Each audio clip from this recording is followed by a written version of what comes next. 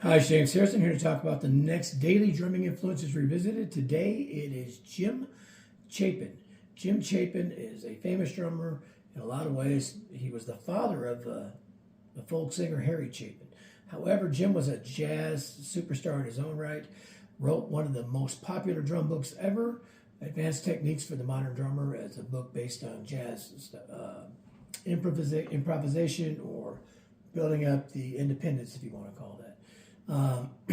But for me, Jim Chapin was a guy that obviously I have the books and worked on some of the exercises and all that kind of stuff, and it was a staple of drumming to learn.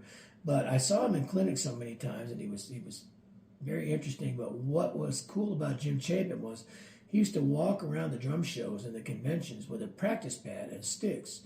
And if you walked by and talked to him, he would show you how to do the Moeller method. It was all about learning that Moeller method and getting, especially three hits with one stroke versus 1 1 1 1. He'd be like 1 2 3 1 2 3. He had a little bit of a whipping stroke and then a tap and then a up again as you're lifting. And he was a master at it and would just basically to his dying day was pushing and pushing people to learn that method, and in a great way.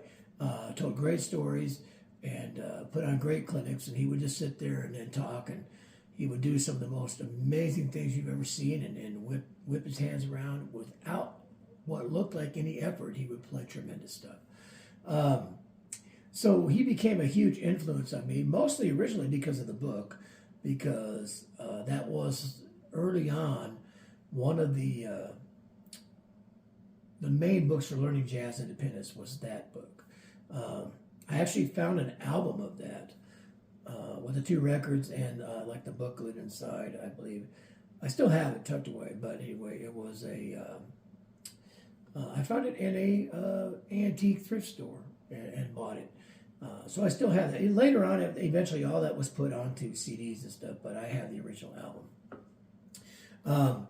But again, a tremendous drummer, tremendous storyteller, funny guy, friend of mine from high school. He went to Paducah Tillman, a different city, but a good friend of mine named John Harris was actually his valet for a while. So Sir John picked up all kinds of great stuff from him.